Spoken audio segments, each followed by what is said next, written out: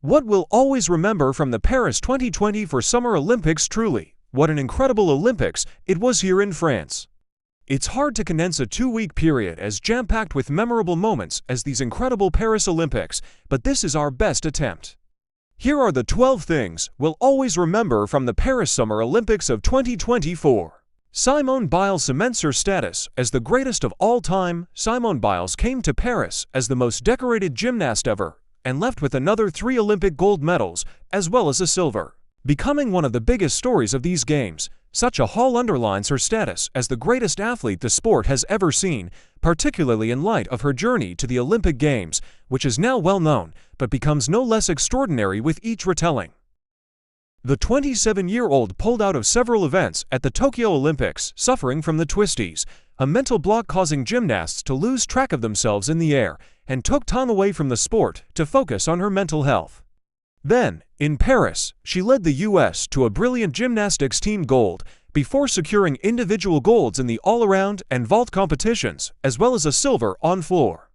Despite all the hype and expectation around her, Biles told CNN Sports Coywire that her return to the Olympics was for no one else. "It was important to me because nobody forced me to be out there on that stage," Biles said. "I solely did it for myself, and I'm in a really good spot mentally and physically.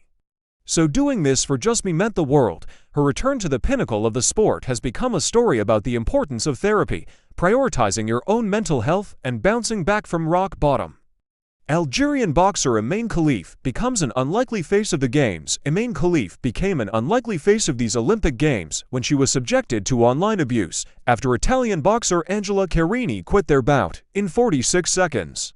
Khelif went on to win the women's 66 kilograms welterweight gold medal a week later. Some spectators watching her bout against Carini later raised questions about Khelif's participation, citing a 2023 decision by a now discredited boxing regulator to bar her from a women's tournament. The International Olympic Committee (IOC), however, strongly supported her participation in the 2024 Games, with IOC spokesperson Mark Adams saying she was born female, was registered female, lived her life as a female, boxed as a female, has a female passport. The fight became a flashpoint for an often misinformed debate about how women are allowed to compete in sports. It also triggered an onslaught of online abuse, with transphobic commentators incorrectly calling Khelif a man because of an alleged physical advantage. With the eyes of the world on her, Khelif progressed through the competition, received huge amounts of support from the crowds watching her fight, and eventually won a gold medal.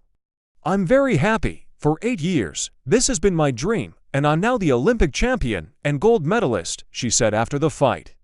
"I've worked for 8 years, no sleep, 8 years tired." After Khelif won her gold medal, her lawyer Nabil Bouti said on Saturday that she has filed a legal complaint with the Paris prosecutors, saying she suffered aggravated online harassment. Imane Khelif decided to lead a new fight, one of justice, dignity, and honor, her lawyer Nabil Bouti said.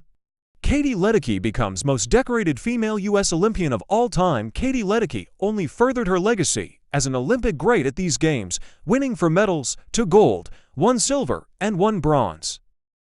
In the process, she became the most decorated female U.S. Olympian of all time with 14 medals, surpassing fellow swimmer Jenny Thompson. At 27, Ledecky likely has another Games in her, especially with the prospect of a home Olympics up next in Los Angeles in 4 years' time.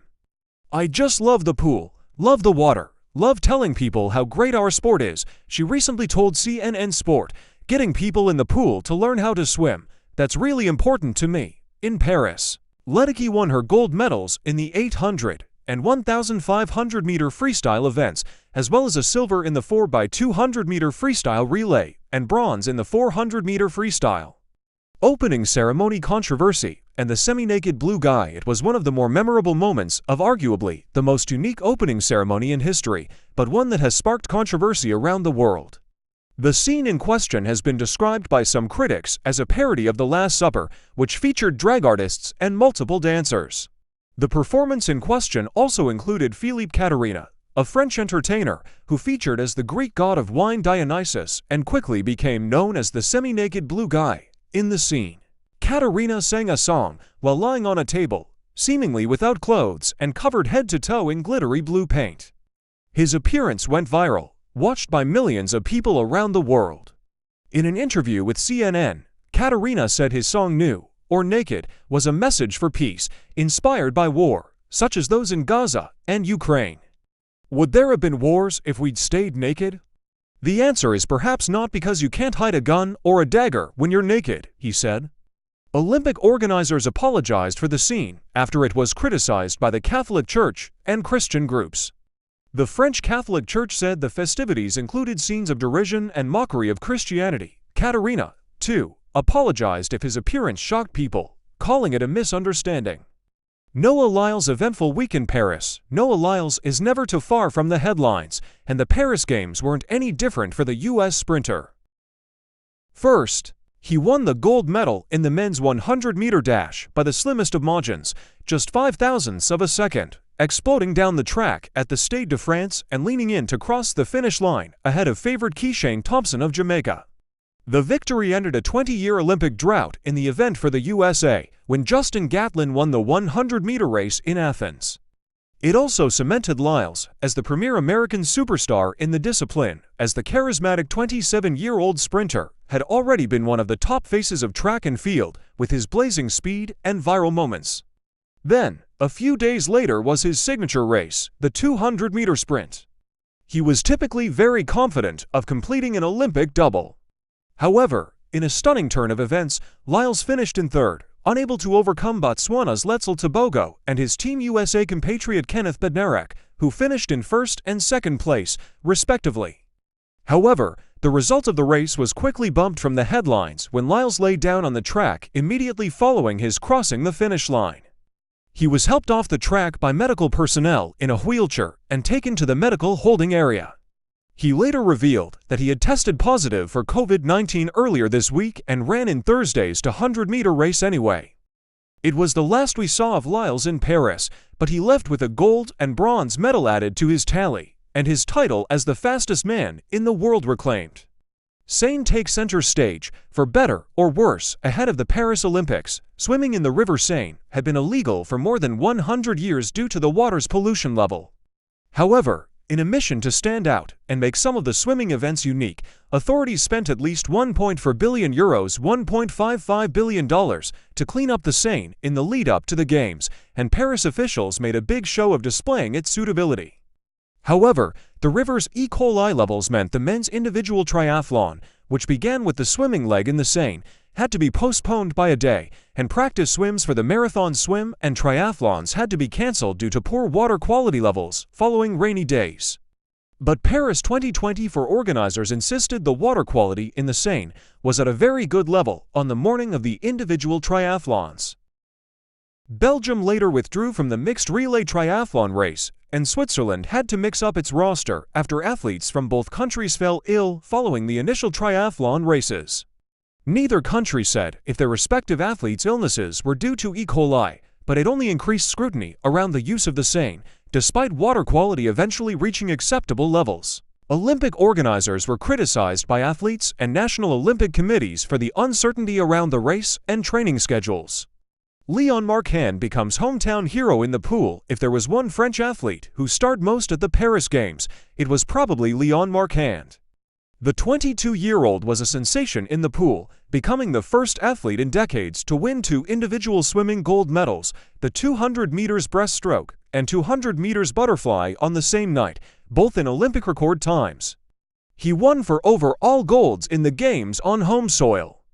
The thunderous chanting of Marchand's name was the soundtrack of La Défense Arena on August 1st after the Olympic record-setting night. It was amazing. The first day was definitely the most impressive for me. I just came on the pool side, and the whole pool was cheering for me, he told CNN Sport, coached by Bob Bowman, the same man who helped Michael Phelps to legendary status. Marchand has blossomed into one of the most dominant swimmers, and to do it in front of the home crowd was an even more special occasion. There was like 15,000 people in my lane. It was amazing. It's something I will remember forever, he told Wire. Turkey's understated Olympic shooter causes a stir and inspires a celebration. Perhaps the most talked about athlete from these Olympics wasn't necessarily the most decorated, nor the most obvious household name. In fact, Few people would have heard of Turkish shooter Yusuf Dikik prior to the Games, but his seemingly nonchalant approach to his discipline has earned him celebrity status in Paris. With no specialized equipment, such as custom glasses, large ear protection, or tinted lenses, and a hand casually resting in one pocket, Dikik claimed Turkey's first Olympic medal, a silver, in shooting with teammate Kevalaleda Tarhan. Even pole vault gold medalist and world record holder Mondo Duplantis imitated the 51-year-old's cold stance, hand in a makeshift pocket and an outstretched arm holding an imaginary gun. Viewers became obsessed with the confident and apparently laid-back approach, though Dikik said that his stance is actually about bringing the body to equilibrium and focusing and concentrating. Not every Olympic shooter shares the same approach. South Korea's Kim Ye-ji endeared herself to viewers with her more decked-out approach, competing in a cap, futuristic glasses, and monochromatic clothing. A perfect 10 pose for an almost perfect 10 wave goes viral, was a celebration worthy of the ages, or at least viral fame. Surfer Gabriel Medina was taking on Kanoa Igarashi, the man who beat him at the Tokyo Olympics and eventually won silver, and he was looking to turn the tide this time around. The Brazilian not only managed to take down the Japanese surfer on July 29th, he did so in part thanks to a near-perfect 9.90 scoring wave on Day 3 of the surfing competition in Tahiti. It was the highest scoring wave in Olympic history. The resultant jubilation produced another moment of perfection. Medina leapt from his surfboard, raised his finger aloft, and his board just managed to fly parallel to him as photographer Jerome Bruillet from Agence France Presse snapped the shot. Emotional Novak Djokovic completes career Golden Slam on his 5th time trying. After a match of extraordinary quality, Novak Djokovic has a late addition to his near-perfect tennis resume, Olympic gold medalist. Djokovic outdueled Spain's Carlos Alcaraz in a brilliant, exhausting men's singles final at Roland Garros, triumphing 7-6, 3-7, 6-2 in 2 hours and 50 minutes. With the victory, Djokovic became the 5th player to own what has been dubbed the career Golden Slam by winning all from majors and an Olympic singles title.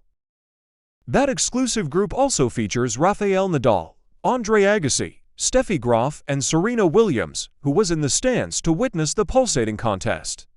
How much the triumph meant to Djokovic was immediately evident. Upon winning match point, he roared with delight, dropped to his knees, then tearfully embraced his family and coaching team.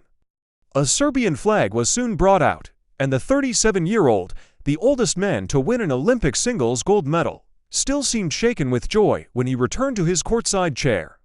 This is the first title that Djokovic has won all year, but arguably the one he wanted the most.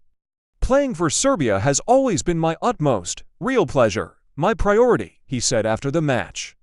I'm just so proud to be a part of an elite number of athletes that managed to win gold for their countries in their respective sports. Team USA's track and field dominance reaches new heights. Team USA are used to dominating in track and field. But in Paris, their level of success was unparalleled. American athletes won 34 medals at the Stade de France, made up of 14 golds, 11 silvers, and 9 bronzes. Some of the highlights include Sydney McLaughlin-Lavron's dominant performance in the 400 meters hurdles, Noah Lyles finally claiming the 100-meter dash crown, Tara Davis-Woodhull jumping to victory in the women's long jump, and Ryan Crouser winning his 3rd straight Olympic shot put gold. It was a marked improvement for Team USA from 3 years ago in Tokyo, where it won 26 track and field medals. 7 gold, 12 silver, and 7 bronze. Mondo Duplantis wins gold and breaks his own world record. Again, few athletes are so completely dominant in their sport as Armand Mondo Duplantis. The Swedish pole vaulter successfully defended his Olympic title in Paris, but he wasn't satisfied with simply winning the gold. Raising the bar to a gargantuan 6.25 meters, Duplantis broke the world record for the 9th time in his career, clearing the height on his 3rd and final attempt at the Stade de France. For context, USA's Sam Kendricks took silver after clearing 5.95 meters, 30 centimeters and 11.8 inches, lower than Duplantis' world record, while Greece's Emanuel Karalis was 3rd with 5.90 meters. The 24-year-old has backed himself to break the record again, although that will be a challenge for another day. I had this feeling of peace and confidence that is hard to explain, but for it to work out the way it did is unbelievable really, he told CNN Sports' Amanda Davies the morning after his record-breaking feat.